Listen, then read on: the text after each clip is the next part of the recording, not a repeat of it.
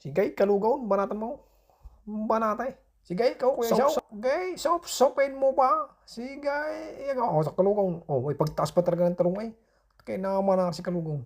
Si paring Marbain. Tingnan mo pare. Pare, kay baluitin mo pa. Sige, iwas mo. Talaga may pagtingala pa eh. Ang higpit na rin. Kuya Shaw. Gay, sinagat eh. Higpit. Sagat eh. Si kalugaw, tanghimo mula puno hanggang dulaw. Tapos si parang Marvin, amusin, damusa, ang usaw. Gay, kalugaw, himon. Paray, sige, parang Marvin, tiranin mo. So tumawa si kalugaw. Kalugaw, nanalaw. Tayo. Tase ang aking kamay, tase. Kaya ako nanalaw, si kalugaw, nanalaw, si kalugaw. Tayo doon sa kasabihan na habang may buhay, may pag-asa. Habang may buhay, may Pag-asa. Habang may buhay, may Pag-asa. pagsubok. Dahil tayo katiwala ng Diyos, binibigyan din niya tayo ng iba't ibang klase ng pagsubok.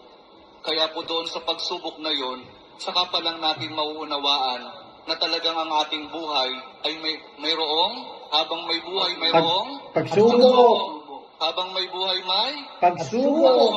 pagbangon. Huwag niyong hayaan na kapag meron kayong pinagdaraan ng pagsubok, ay hindi kayo babangon.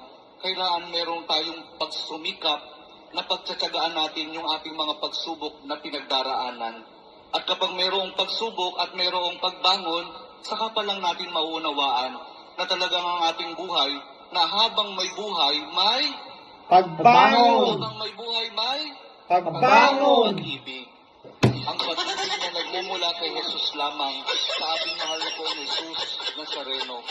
Dahil doon, kapag naunawaan natin itong mga bagay na ito, na habang may buhay, may pagsubok, may pagbangon at may pag-ibig na nagmumula lamang kay Jesus, saka pa lang natin mauunawaan at matatanggap na talagang habang may buhay, may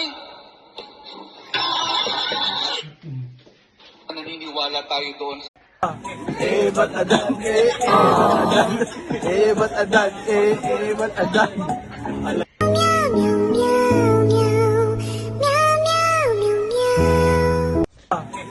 Ba't adan, ba't adan, ba't adan, ba't adan.